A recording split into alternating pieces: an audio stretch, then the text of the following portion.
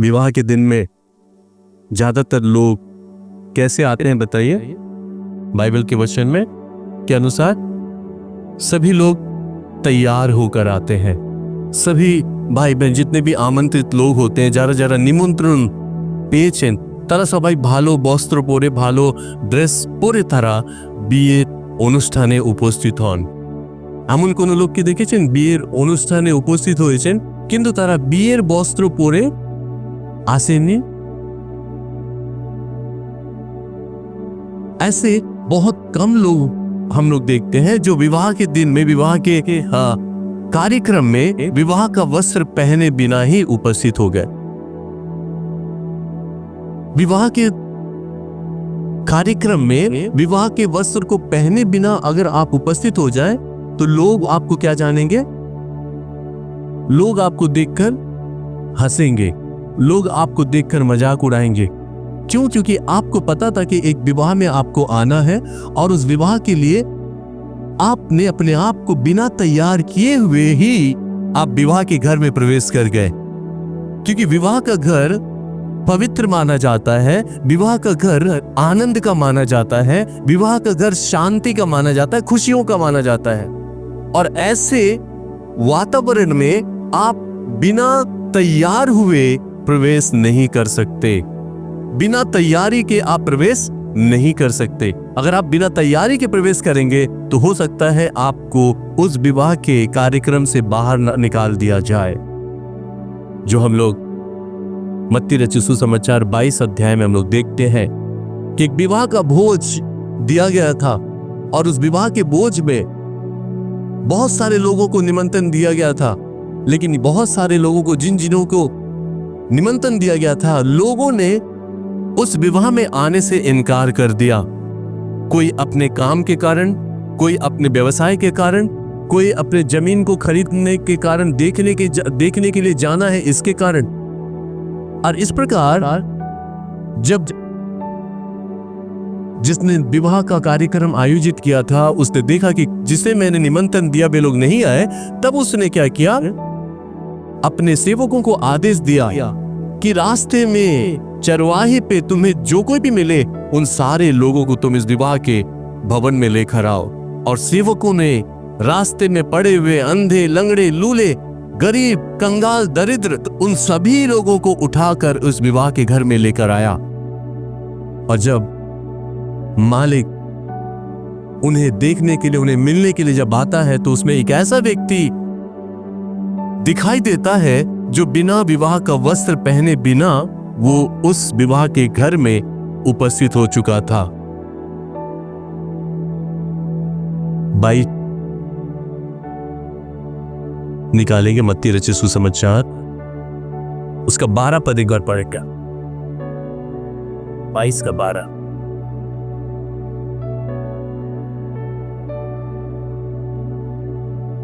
तू विवाह का वस्त्र पहने बिना यहाँ क्यों आ गया? उसका मुंह बंद हो गया।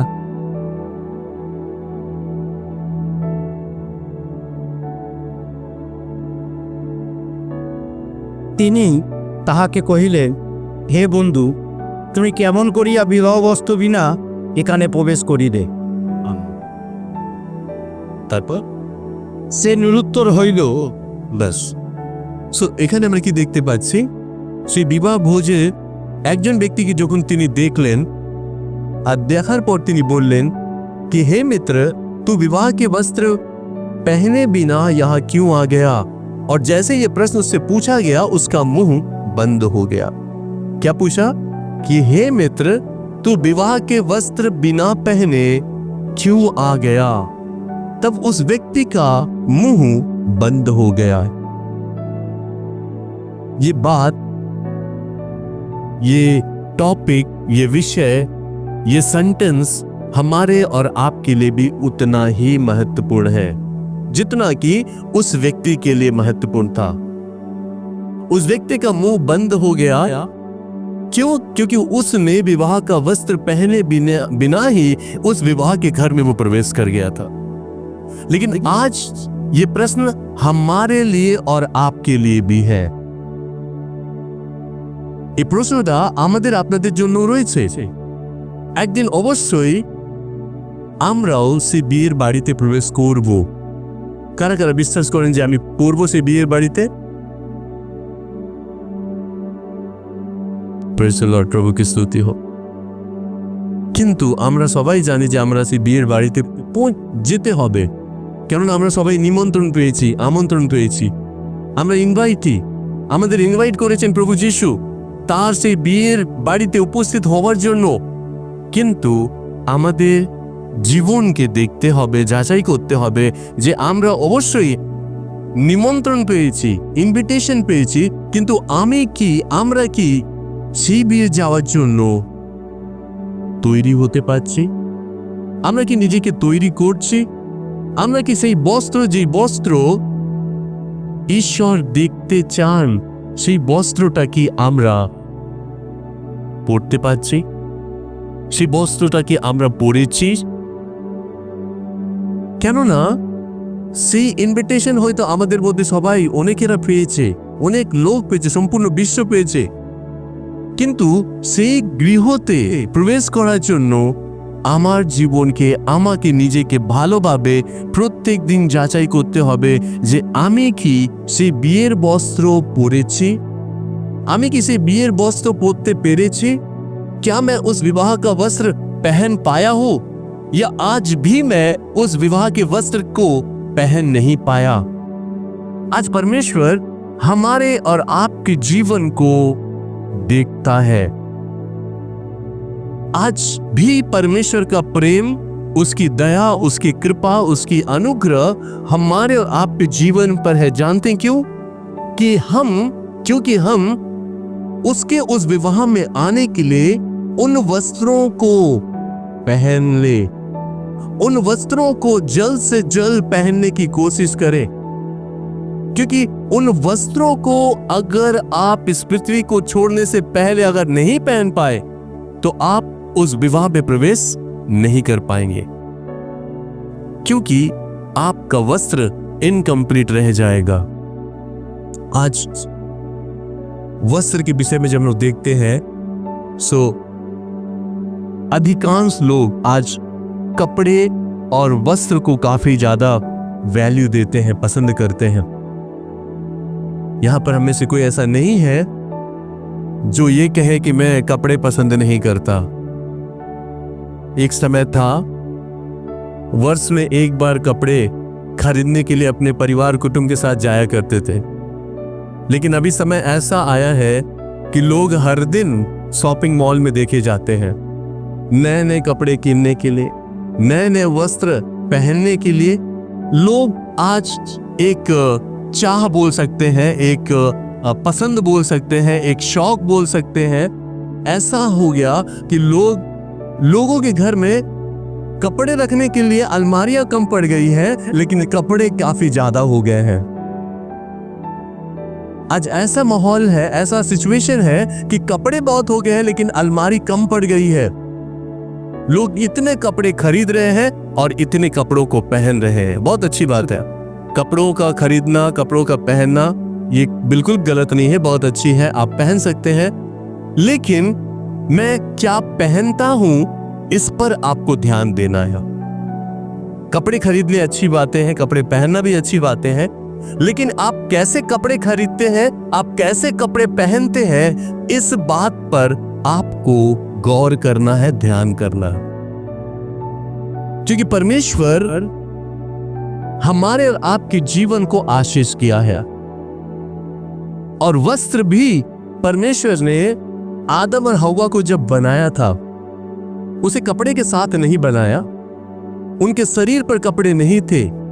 लेकिन जब आज्ञा उल्लंघन के कारण पाप उनके जीवन में प्रवेश किया, तब परमेश्वर ने उन्हें चमड़े का वस्त्र पहनाया, जो उत्पत्ति 3:21 में लिखा हुआ है। यहोवा परमेश्वर ने उन्हें चमड़े का वस्त्र पहनाया। एक बार पढ़ लेंगे, उत्पत्ति 3:21। और यहोवा परमेश्वर ने आदम और उसकी पत्नी के लिए चमड़े के अंगरखे बनाकर उनको पहना दिए। हालेलुया। बांग्लाते আর সদাপ্রভু ঈশ্বর আদম ও তার স্ত্রীর নিমিত্ত চর্মের বস্ত্র প্রস্তুত করিয়া তাহাদিগকে পড়াইলে। प्रेज़ द लॉर्ड, प्रभु की स्तुति हो। यह वचन कहता है कि और यहोवा परमेश्वर ने आदम और उसकी पत्नी के लिए चमड़े के अंगरखे बनाकर उनको पहना दिया। चमड़े का वस्त्र परमेश्वर ने बनाकर उन्हें पहना दिया। क्यों? क्यों परमेश्वर ने चमड़े का वस्त्र उन्हें पहनाया? ताकि उनका देह, उनका शरीर ढका रहे, उनका शरीर कवर रहे। लेकिन आज ये उस समय की बातें हैं, सृष्टि के आरंभ के समय की बातें, कि परमेश्वर ने आदम और हव्वा को चमड़े का वस्त्र इसलिए पहना ताकि वो अपने शरीर को ढक कर रख सके। लेकिन आज अगर हम देखते हैं, आज का ट्रेडिशन अगर हम लोग देखते हैं तो बिल्कुल उल्टा। उस समय परमेश्वर ने शरीर को ढकने के लिए आदम और हव्वा को वस्त्र दिया, लेकिन आज लोग अपने शरीर को दिखाने के लिए वस्त्र खरीदते हैं। लोग शरीर को एक्सपोज करने के लिए वस्त्र को खरीदते हैं और वस्त्र को पहनते हैं। मेरे प्रिय भाई बहनों, अगर आप आत्मिक हैं, अगर आप आत्मा के अनुसार चलते हैं, तो आपको परमेश्वर का आत्मा क्या पहनना चाहिए, क्या नहीं पहनना चाहिए, आपको अगुवाई करेगा। परमेश्वर का आत्मा जो सत्य का आत्मा है, जो पवित्र आत्मा है, जो ज्ञान और बुद्धि और समझ का आत्मा है, वो आत्मा ऐसी गाइडेंस, ऐसा अगुवाई नहीं करेगा जिससे उसकी आत्मा को ठेस पहुंचे। परमेश्वर का आत्मा ऐसा नहीं चाहता कि कोई भी भाई बहन या अन्य जब आपको देखे तो वो आप में, आपके वस्त्र में प्रभु यीशु मसीह को देख पाए। आपके स्वभाव, आपके आचरण, आपका व्यवहार, आपका पहनना को देखकर वो परमेश्वर को देख पाए। लेकिन दुख की बात क्या है कि आज जब हम पूरे वर्ल्ड में चारों तरफ अपनी नजर को घुराते हैं और देखते हैं, तो क्या लगता है कि लोग आज कपड़े पहन रहे हैं अपने शरीर को, अपने देह को दिखाने के लिए। और ऐसी आदतें बहुत सारे भाई बहनों के जीवन को शैतान क्या करता है? प्रेरित करता है। शैतान नहीं चाहता कि आप अपने देह को कवर करके, ढक कर, सच्चाई से, ईमानदारी से, पवित्रता के साथ, भक्ति के साथ जीवन बिताए। शैतान चाहता है कि आप इस जगत के समान, जगत के लोगों के समान, सेलिब्रिटीज के समान आप अपने जीवन को जिए। जैसे वे पहनते हैं वैसा आप भी पहने, जैसा वे चलते हैं वैसे आप भी चले। और इस विषय में आज बहुत सारे मसीही भाई बहन लोग धोखा खा रहे हैं। बहुत सारे विश्वासी भाई बहन गलत ट्रैक पर चलते हुए चले जा रहे हैं, क्योंकि सांसारिक अभिलाषा, शारीरिक अभिलाषा आज मनुष्य को क्या कर रही है? आत्मिकता से, आत्मिक पद से दूसरे पद पर, शारीरिक पद की ओर लेकर चली जा रही है। आज हमें और आपको ध्यान करना है, क्योंकि परमेश्वर का वचन पवित्र है और ऐसा वचन कहता है। अगर पहला तीमुथियुस की पत्री निकाले, उसका 2 अध्याय का 9 और 10 पद क्या कहता है? पहला तीमुथियुस 2 अध्याय का 9 और 10 पद। वैसे ही स्त्रियां भी संकोच और संयम के साथ सुहावने वस्त्रों से अपने आप को संवारे, ना कि बाल गूंथने और सोने और मोतियों और बहुमूल्य कपड़ों से, पर भले कामों से, क्योंकि परमेश्वर की भक्ति करने वाली स्त्रियों को यही उचित भी है। Amen, praise God. बांग्लाते সেই প্রকারে নারীগণ সলজ্জ ও সৌবুক্তিভাবে পরিপাটি বেশে আপনাদিগকে ভূষিত করুক, পেনিবদ্ধ কেশপাশে ও স্বর্ণ বা মুক্ত বা বহুমূল্য পরিচ্ছদ দ্বারা নয়, কিন্তু যাহা ঈশ্বর ভক্তি অঙ্গীকারিণী নারীগণের যোগ্য সৎক্রিয়ার ভূষিতা হোক। आमीन। प्रभु की स्तुति हो। यह परमेश्वर का वचन स्पष्ट रीति से बताती हो, कहता है कि पर भले कामों से, वैसे ही स्त्रियां भी संकोच और संयम के साथ सुहावने वस्त्र और अपने आप को संवारे, ना कि बाल गूंथने और सोने और मोतियों के बहुमूल्य कपड़ों से, पर भले कामों से, क्योंकि परमेश्वर की भक्ति करने वाली स्त्रियों को यही उचित भी है। आज परमेश्वर हमें और आपको सिखाना चाहता है, बताना चाहता है कि जब हम परमेश्वर में हैं, जब हम यीशु मसीह को ग्रहण किए हैं, तो हमारा जीवन सादगी से परिपूर्ण होना है, सच्चाई के साथ, आत्मा के साथ, आत्मिकता के साथ, सांसारिकता को छोड़ते हुए, सांसारिक बातों को त्याग करते हुए, सांसारिक लोगों के अनुसार ना चलते हुए, जब हम परमेश्वर के मार्ग में सच्चाई से और अपने आप को आत्मिक बातों से जब संवारते हैं, तब परमेश्वर हमारे और आपके जीवन से आनंदित होता है। परमेश्वर हमारे और आपके जीवन से खुश होता है और हमें और आपको वो आशीषित करता है। ऐसा वचन पहला पत्रस उसका 3 अध्याय का 4-5 में ऐसा लिखा है। पहला पत्रस उसका 3 अध्याय। वरन तुम्हारा छिपा हुआ और गुप्त मनुष्य तो नम्रता और मन की दीनता की अविनाशी सजावट से सुसज्जित रहे, क्योंकि परमेश्वर की दृष्टि में इसका मूल्य बड़ा है। पूर्व काल में पवित्र स्त्रियां भी जो परमेश्वर पर आशा रखती थी, अपने आप को इसी रीति से संवारती और अपने अपने पति के अधीन रहती थी। हालेलुया। কিন্তু হৃদয়ের গুপ্ত মনুষ্য মৃদু ও প্রশান্ত আত্মারক্ষা অক্ষয় শোভা তাহাদের ভূষণ হোক, তাহাই ঈশ্বরের দৃষ্টিতে বহুমূল্য। কেননা পূর্বকালের যে পবিত্র নারীগণ ঈশ্বরে প্রত্যাশা রাখিতেন, তাহারাও সেই প্রকারে আপনাদিগকে ভূষিত করিতেন, আপন আপন স্বামীর বশীভূত হইতেন। আমেন। प्रेज़ द लॉर्ड, प्रभु की स्तुति हो। और यहाँ परमेश्वर का वचन हमें और आपको बताता है कि तुम्हारा छिपा हुआ और गुप्त मनुष्यत्व नम्रता और मन की दीनता और अविनाशी सजावट से सुसज्जित रहे। परमेश्वर का वचन साधु पौलुस पत्रस यहाँ पर इन बातों का खंडन करता है, इन बातों को दिखाता है और बताता है कि तुम्हारा श्रृंगार दिखावटी ना हो और या भांति भांति के कपड़े पहनना, वरन तुम्हारा छिपा हुआ गुप्त मनुष्यत्व नम्रता और मन की दीनता और अविनाशी सजावट से सुसज्जित रहे। भांति भांति के कपड़े पहनना। आज विभिन्न प्रकार के कपड़े का प्रचलन आज इस जगत में हम लोग देख पा रहे हैं। ऐसे ऐसे कपड़े जिसे आपका पहनना उचित नहीं है, ऐसे ऐसे कपड़े आज बाजार में बिक्री हो रहे हैं। जिन कपड़ों से आपका देह, आपका शरीर दिखाई पड़ता है लोगों को, ऐसे वस्त्र से आपको अपने मन को क्या करना है? अलग करना। लेकिन दुख की बात क्या है?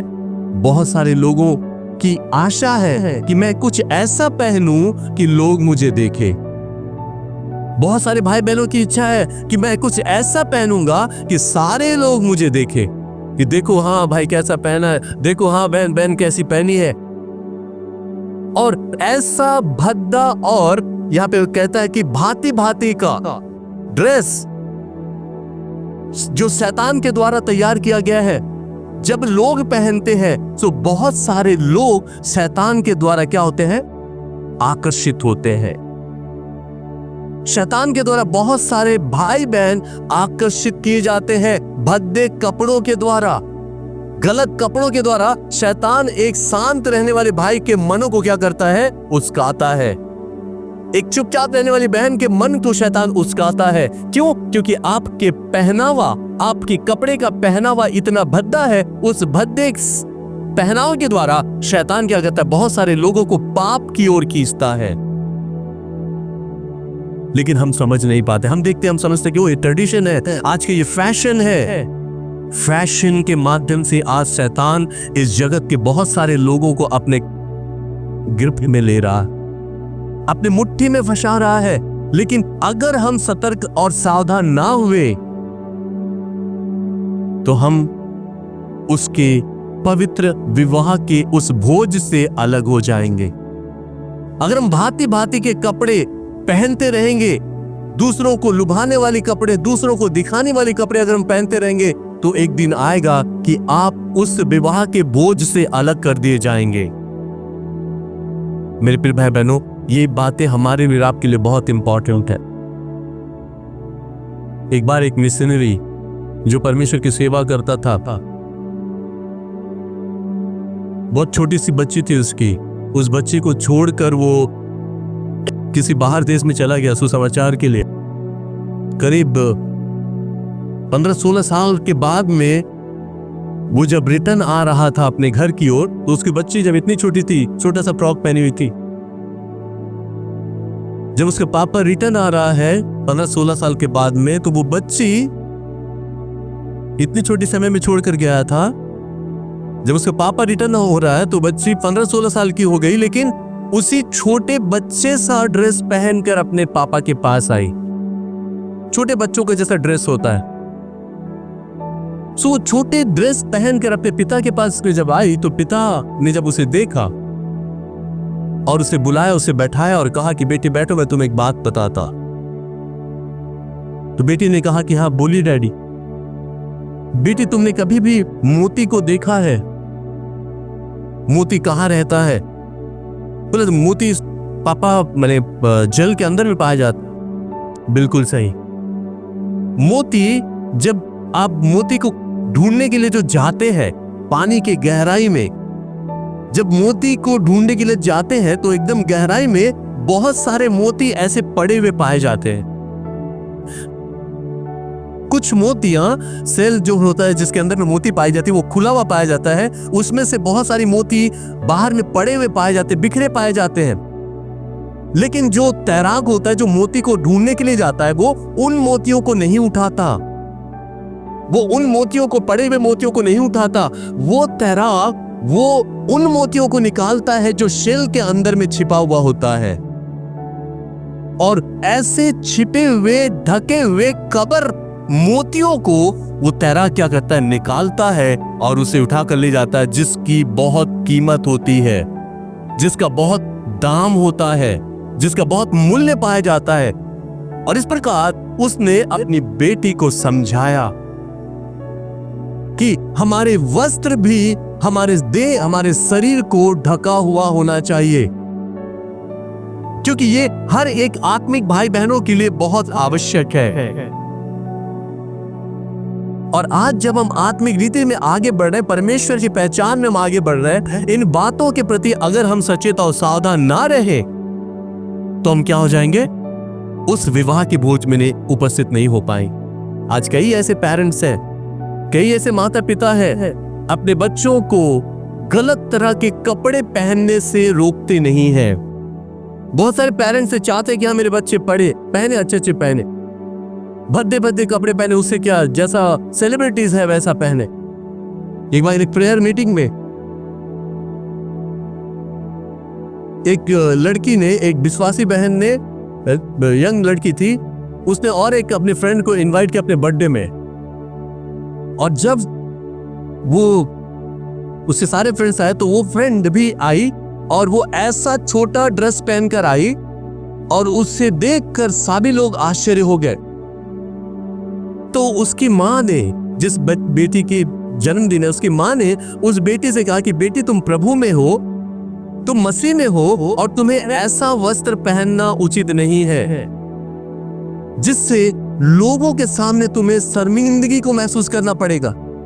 तुम्हें ऐसा ड्रेस पहनना नहीं चाहिए बेटी। क्या कि इस बातों को जब कहा तो वो लड़की काफी दुखित हुई और अपने घर गई और मम्मी से कहा कि मम्मी मैं उसके जन्मदिन में गया, लेकिन उसकी मम्मी ने मेरी इंसल्ट की, उसकी मम्मी ने मुझे मेरे कपड़े को लेकर बहुत सारी बुरी बातों को कहा।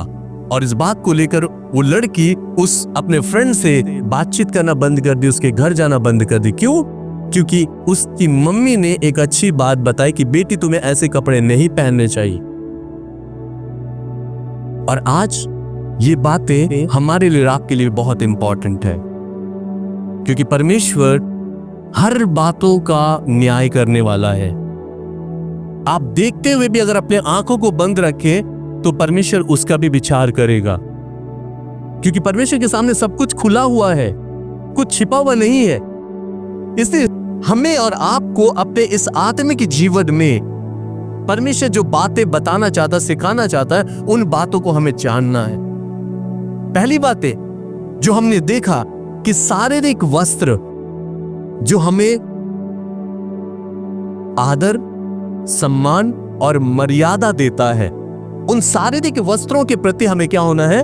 बहुत सावधान, बहुत अलर्ट और बहुत ध्यान देना है। क्यों? मैं कई बार शॉपिंग से कुछ ऐसा शर्ट कीन कर लेकर आया या जीन्स कीन कर लेकर आया, लेकिन जब मैं उसे पहना तो अंदर से मुझे कोई बोल रहा है कि तू उसे मत पहन, तू उसे मत पहन। मैंने फिर भी पहन के जब मैं मिरर के पास खड़ा हुआ तो अंदर से कोई बोल रहा है कि तू उसे मत पहन, उतार दे। मैंने तुरंत उस कपड़े को उतार दिया।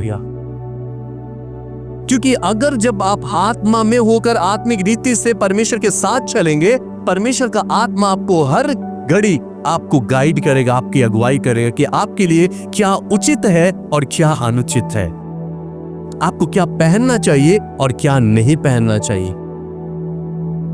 और ये विषय है हमारे लिए और आपके आत्मिक उन्नति के लिए बहुत जरूरी है।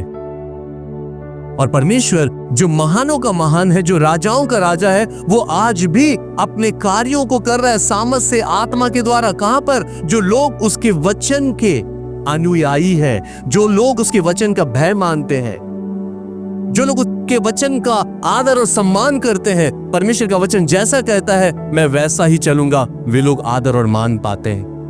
लेकिन जो लोग परमेश्वर के वचन का आदर और मान और वैल्यू नहीं देते, उनके जीवन में उन्हें लज्जित होना पड़ता है, उन्हें समाज के सामने लज्जित होना पड़ता है, लोगों के सामने लज्जित होना पड़ता है, उनका आदर मान लोगों के सामने में घट जाता है। आज हमें और आपको ऐसा मसीह बनना है ताकि जो कोई भी भाई बहन आपको देखे वो कहे कि हाँ, ये मसीह है, ये मसीह की बेटी है। वो आपको देखकर, आपके कपड़े, आपके चाल चलन को देखकर वो कहे कि ये सचमुच मसीह है। आपको ऐसा बनना है। वो देखकर आपको ये ना कहे कि ये मसीह है, ये ऐसे कपड़े पहनती, ये मसीह है। कोई ऐसे बातों को ना कहे। इस बातों को लेकर आपको सचेत और सावधान होना है। क्यों? क्योंकि हम अपने आंखों के सामने में अपने बच्चों को सकते छोटे देखते हैं, लेकिन जगत देखता है, दुनिया देखती है। सो हम ऐसे बातों से, ऐसे कामों से अपने आप को सतर्क और सावधान रखें।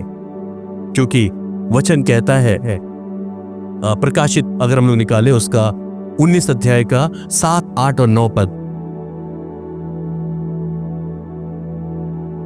आओ हम आनंदित और मगन हो और उसकी स्तुति करें, क्योंकि मेमने का विवाह आ पहुंचा है और उसकी दुल्हन ने अपने आप को तैयार कर लिया है।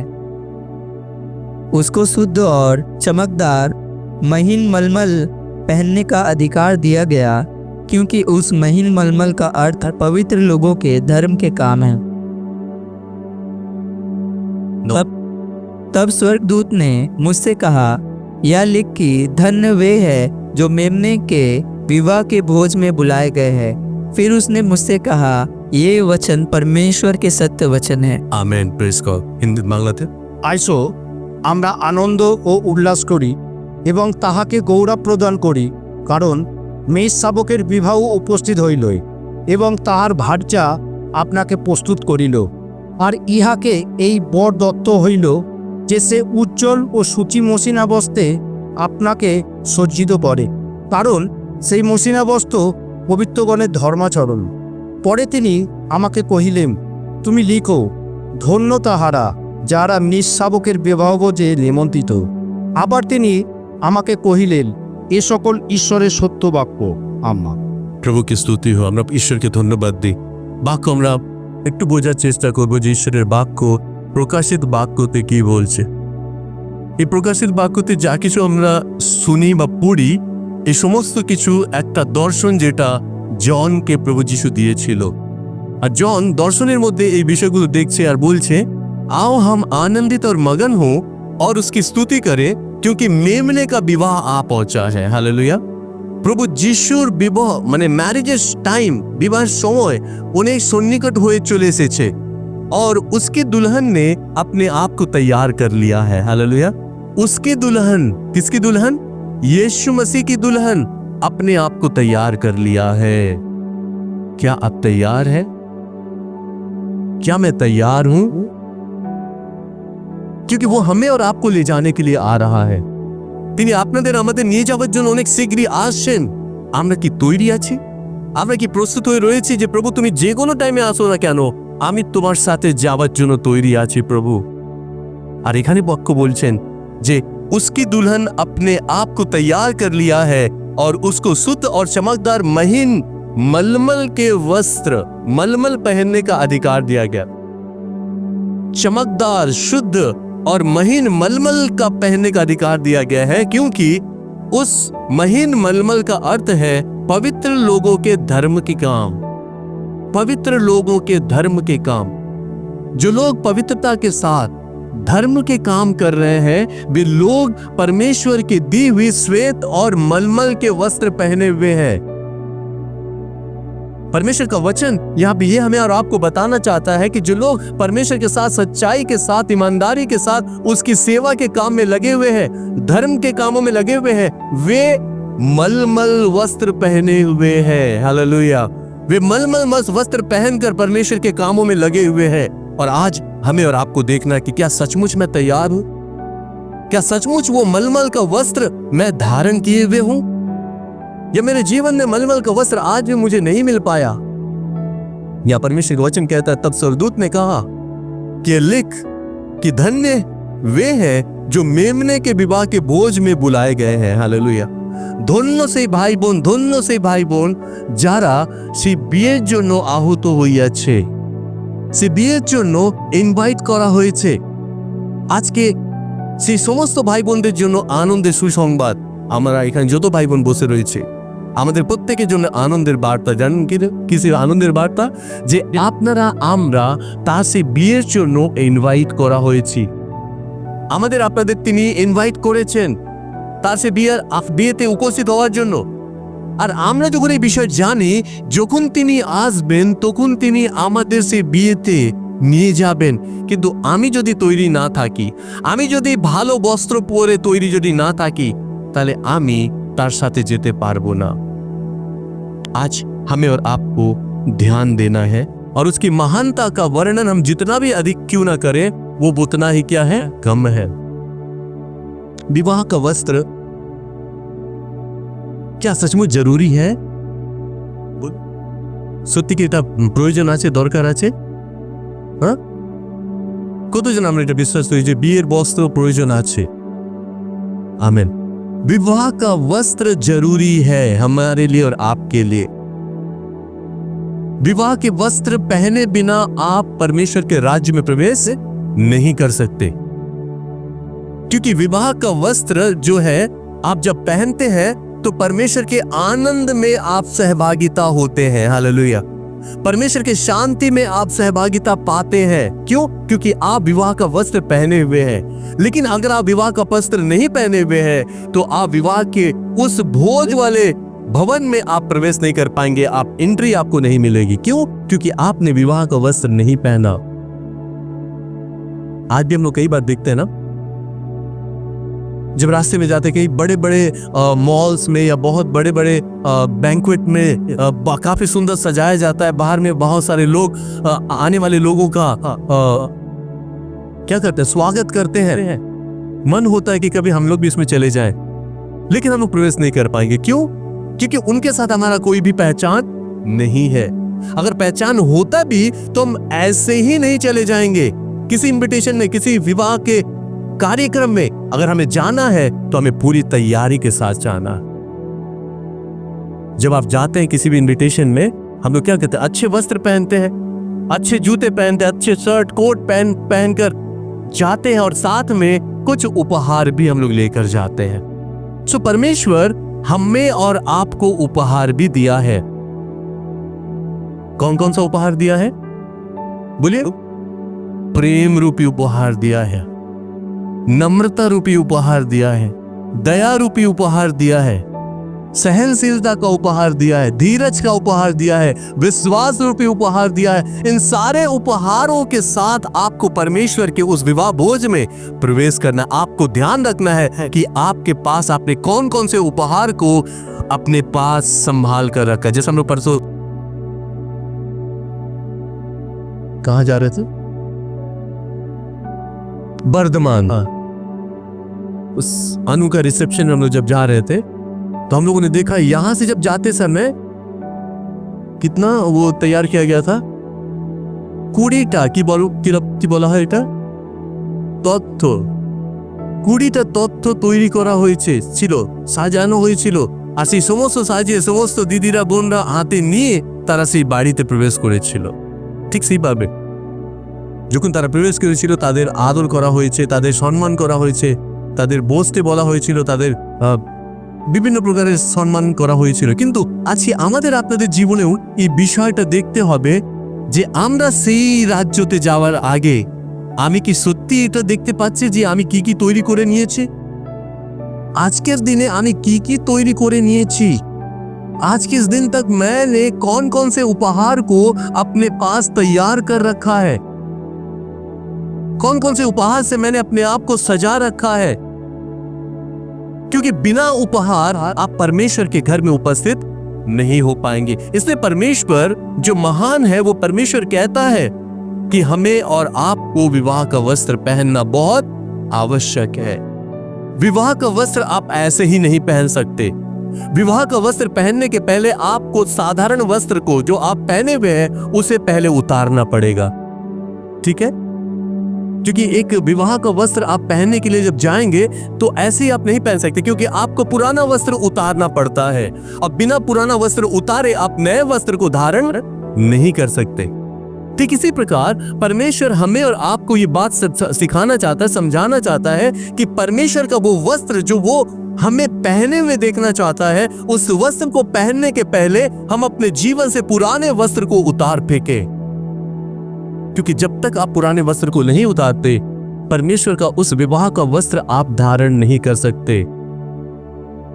और आज परमेश्वर इन अंतिम दिनों में हमें और आपको इन बातों को समझाना चाहता है, सिखाना चाहता है कि उसका आगमन, उसका उस विवाह का दिन बहुत निकट है और वो हमें और आपको, जो हम और आप उसके दुल्हन है, हमें ले जाने के लिए वो आएंगे तो हमें वो पूरा तैयार देखना चाहेगा। हालेलुया।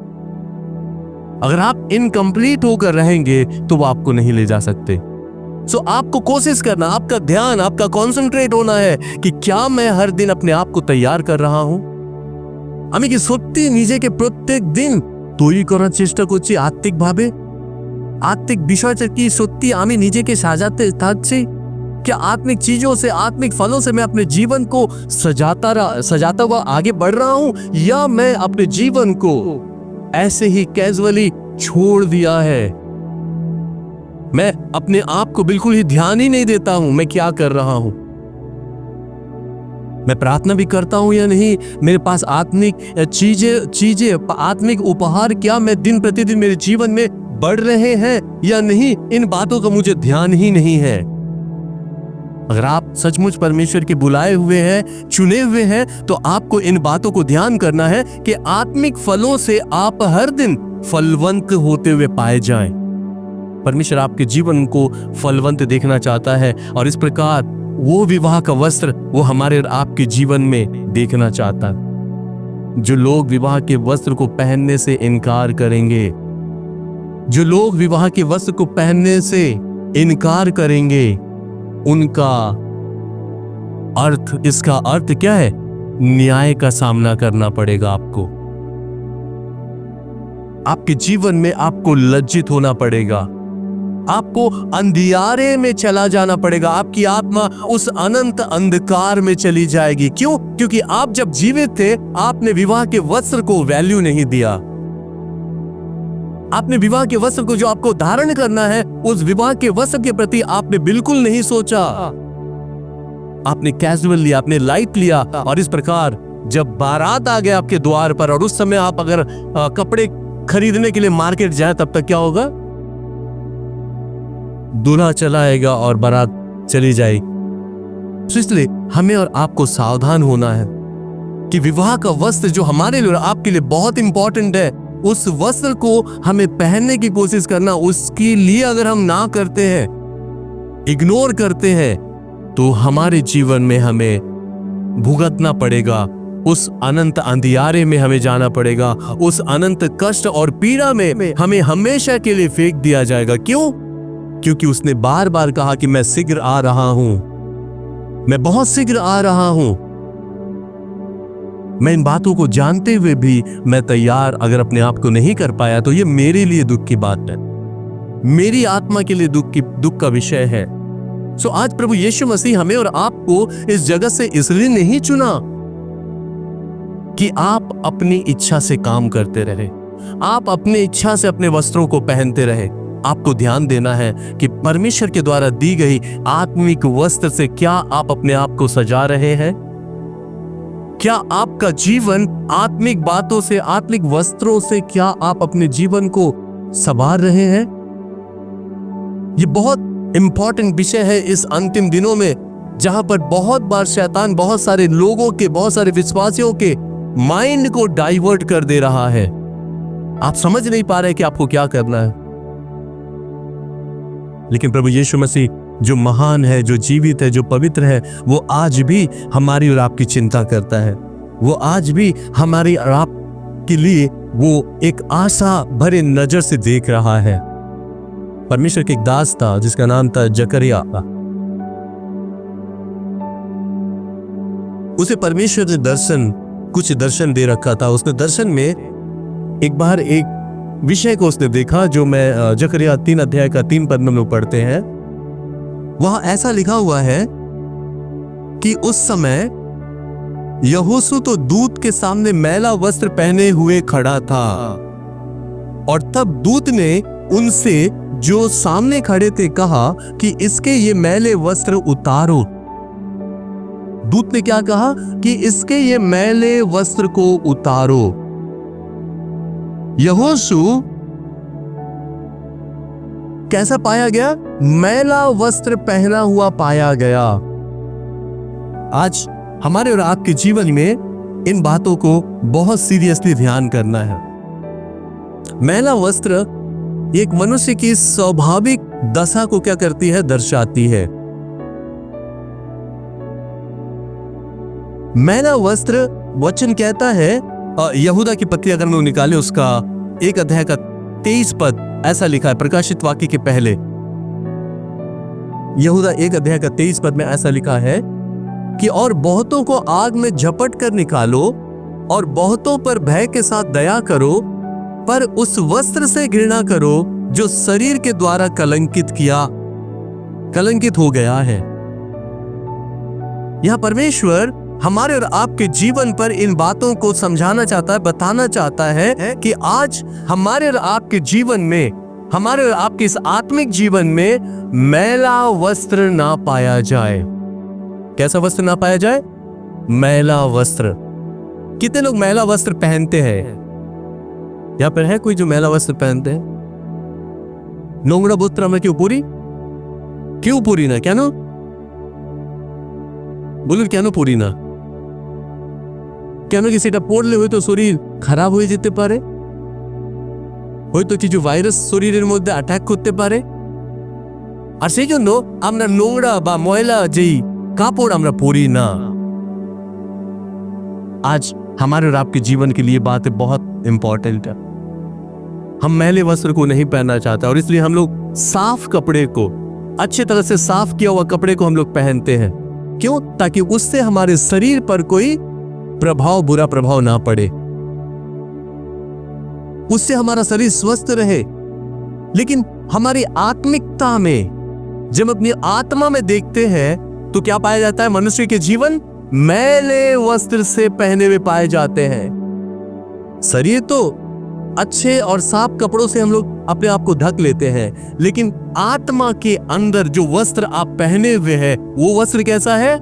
मैला है। और वो वस्त्र यहां जब देखा गया, स्वर्गदूत ने देखा कि यहोशू मैला वस्त्र पहने हुए खड़ा हुआ पाया गया, और तब तुरंत ही स्वर्गदूत ने कहा कि इसके इस मैले वस्त्र को उतारो, क्योंकि जब तक हम मैले वस्त्र को नहीं उतारते हम नया वस्त्र और साफ वस्त्र को धारण पहन नहीं पाएंगे।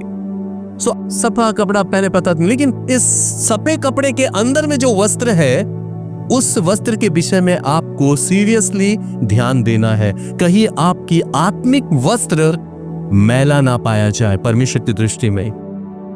वो आत्मिक वस्त्र को आपको साफ करने की आवश्यकता है। उस आत्मिक वस्त्र को जो मैला पड़ा हुआ है उसे उतार देने की आवश्यकता है, जो आज हमारे आपके लिए और बहुत सारे विश्वासी भाई बहनों के लिए बहुत बहुत बहुत जरूरी है। क्योंकि मैला वस्त्र पहनकर यहोशू परमेश्वर के सम्मुख खड़ा नहीं हो सकता था। मैला वस्त्र पहनकर कोई भी परमेश्वर के सामने नहीं जा सकता। इसलिए यहां जकरिया ने दर्शन में देखा कि यहोशू जो परमेश्वर के सम्मुख खड़ा है वो मैला वस्त्र पहने हुए है, और तुरंत उसे आज्ञा दिया गया कि इसके मैले वस्त्र को उतारो। आज अगर हमारे और आपके जीवन में, इस आत्मिक जीवन में, जब हम और आप रेगुलरली प्रभु के सामने में बैठते हैं, प्रार्थना करते हैं, वचन को पढ़ते हैं, तो हमें अपने दैनिक जीवन में, अपने आत्मिक जीवन को जांचने की आवश्यकता है कि कहां कोई ऐसा मैल मेरे इस आत्मिक वस्त्र में छिपा हुआ है या दाग के समान बैठा हुआ है, मुझे उसे निकालना है। अगर आपको कहीं पे भी किसी भी जगह आपके आत्मिक वस्त्र में थोड़ा सा भी दाग दिखाई दे रहा है तो आपको उसे तुरंत निकाल लेना है।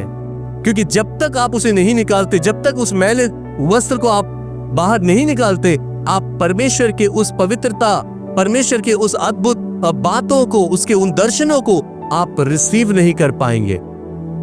इसलिए आज हमारे लिए और आपके लिए ये बहुत आवश्यक है कि हम मैले वस्त्र को उतार दे, क्योंकि मैला वस्त्र शैतान को रिप्रेजेंट करता है। अगर आप मैले वस्त्र को पहने हुए हैं, अपनी आत्मा में धारण करके रखे हैं, मैले वस्त्र को आप नहीं उतारना चाहते, इसका अर्थ शैतान आप पर क्या कर रखा है? शैतान की दया, शैतान का अनुग्रह आपके जीवन पर, और इसलिए आप मैले वस्त्र को उतारना नहीं चाहते। ऐसे कई लोगों को मैंने देखा है जो एक वस्त्र करीब महीने तक पहनते हैं। एक वस्त्र धोने के लिए भी उनके पास समय नहीं है, उसी वस्त्र को पहनते जाते हैं हर दिन। उस वस्त्र से दुर्गंध निकलता है लेकिन फिर भी वो पहना हुआ रहता है। सो परमेश्वर हमें और आपको आगाह करता है कि हमारे आत्मिक वस्त्र में कोई मैल ना पाई जाए, क्योंकि अगर मैल है तो इसका अर्थ है कि शैतान आपके साथ बना हुआ है। शैतान की दया, शैतान का अनुग्रह, उसकी सहभागिता आपके साथ, और इसलिए उस मैल से आप बाहर निकल नहीं पा रहे हैं, उस मैल को आप अपने जीवन से अलग नहीं कर पा रहे हैं। प्रभु यीशु मसीह जो दयालु परमेश्वर है, जो अनुग्रहकारी है, वो आज भी हमारे और आपके जीवन पर दया करता है, हमें और आपको आशीषित करता है, हमें और आपको आत्मिक रीति से आत्मिक वस्त्र में पहना वो हमें और आपको देखना चाहता। आज प्रभु का हम लोग सच में धन्यवाद करते हैं, क्योंकि हितोपदेश ऐसा लिखा हुआ है कि इस समय ऐसे भी बहुत सारे लोग हैं इस पृथ्वी पर। नीति वचन निकालेंगे उसका 30 अध्याय का 12 पद पर। नीति वचन 30 अध्याय का 12 पद क्या कहते हैं, पढ़ेंगे जल्दी। ऐसे लोग हैं जो अपनी दृष्टि में शुद्ध है तो भी उनका मैल धोया नहीं गया।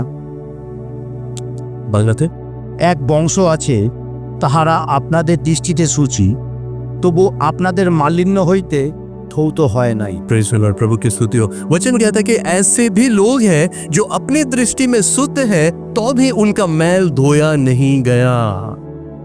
इस पृथ्वी पर ऐसे भी लोग हैं, वचन कहता है कि वे अपने दृष्टि में क्या है? शुद्ध है, लेकिन वचन कहता है कि तो भी उनका मैल नहीं धोया गया। आज हमारे और आपके इस आत्मिक यात्रा में हमें बहुत बहुत बहुत बहुत सचेत और सावधान रहना है। অনেক সাবধানে থাকা দরকার, কারণ যদি আপনি সাবধান না থাকেন তাহলে সেই ময়লা বস্ত্র পরেই আপনি প্রত্যেক দিন এগোতে থাকবেন। আপনি সেই ময়লা বস্ত্র বের করতে পারবেন না, কিভাবে বের করতে হবে সেটা আপনি বুঝতে পারবেন না। और जब तक मैला वस्त्र आपके साथ है तब तक शैतान आपके जीवन पर प्रभावित होगा, प्रभाव डालेगा, आपके जीवन पर आघात करता रहेगा, आप समझ नहीं पाएंगे। लेकिन जैसे ही आप उस मैले वस्त्र को अपने जीवन से अलग करते हैं, परमेश्वर आपको नया वस्त्र पहनाता है, परमेश्वर आपको पवित्रता का वस्त्र पहनाता है, परमेश्वर आपको उद्धार का वस्त्र पहनाता है, परमेश्वर आपको चंगाई का वस्त्र पहनाता है, परमेश्वर आपको विजय का वस्त्र पहनाता है। हम लोग देखते कई बार फटे हुए वस्त्र भी, बाइबल में लिखा है फटे हुए वस्त्र के विषय में। फटा हुआ वस्त्र क्या रिप्रेजेंट करता है? जब कोई व्यक्ति, जब कोई राजा या कोई दास जब काफी दुखित होता था, शोकित होता था किसी विषय को लेकर, तब वे लोग अपने वस्त्रों को क्या करते थे? फाड़ लेते थे। वस्त्रों को फाड़कर वो अपने दुख को रिप्रेजेंट करते थे कि वो दुखित है, वे चिंतित है। सो आज मेरे पास वो कौन सी वस्त्र है जिस वस्त्र के द्वारा परमेश्वर आनंदित होता है? आज परमेश्वर सचमुच महान है। वो हमारे और आपके जीवन में अपने आनंद का वस्त्र, उद्धार का वस्त्र, शांति का वस्त्र उसने दिया है, लेकिन उस वस्त्र को आप कितना संभाल कर रख रहे हैं? आप उस वस्त्र को कितना ध्यान दे रहे हैं? बहुत सारे लोग हैं, कपड़े पहनते हैं, लेकिन कपड़े पहनकर कहां फेंकते हैं, दूसरा दिन उसे दिखाई नहीं मिलता। जब किसी इंपॉर्टेंट जगह जाना होता तब लोग कपड़े खोजते हैं, मेरा कपड़ा कहां गया, मेरा वो शर्ट कहां गया, मेरा वो पैंट कहां गया। क्यों? क्योंकि उसे कपड़ा पहनना पता है, लेकिन उसे ठीक से रखना पता नहीं है। आज ठीक इसी तरह हम में से बहुत सारे भाई बहन, जब हम परमेश्वर के करीब आते हैं, परमेश्वर से जब प्रार्थना करते हैं, परमेश्वर के उन आत्मिक वस्त्रों की खोज में जब रहते हैं, हमें ध्यान देना कि मैं कौन कौन से वस्त्र से अपने आप को सजा रहा हूं, कैसे कैसे आत्मिक वस्त्रों से मैं अपने जीवन को भर रहा हूं, अपने आप को सजा रहा हूं। क्योंकि यीशु मसीह हमें और आपको देखता है, वो हर दिन हमें और आपको देखता है कि मैं कैसे तैयारी में हुई, मैं उस विवाह के लिए अपने आप को कैसे तैयार कर रहा हूं। সে বিয়ের জন্য আমি নিজেকে কিভাবে তৈরি করছি, ঈশ্বর প্রত্যেক दिन আমাদের আপনাদের দেখছেন। आपको पता है कि आपको उस विवाह के लिए तैयार होना है, लेकिन फिर भी अगर आप सोते रहे तो क्या होगा? उस 5 मूर्ख स्त्री के समान बारात द्वार पर चली आई है, और तब उन 5 मूर्ख स्त्रियों ने क्या किया? तेल मोलने के लिए, तेल खरीदने के लिए बाजार में गई। ऐसी परिस्थिति आपके साथ ना हो जाए, इसलिए परमेश्वर आपको सतर्क करता है, सावधान करता है और सचेत करता है कि उस बारात के आने से पहले आप अपने आप को तैयार कर ले, आप अपने वस्त्र को तैयार कर ले, उस विवाह के वस्त्र से अपने आप को सजा ले। मैं परमेश्वर का धन्यवाद करता हूं, क्योंकि मेरा समय और भी बहुत लगेगा, लेकिन समय बहुत अधिक हो गया, इसलिए मैं परमेश्वर का धन्यवाद करता हूं। परमेश्वर छोटे से वचन के द्वारा आप सभी भाई बहनों को बहुत से आशीष करे।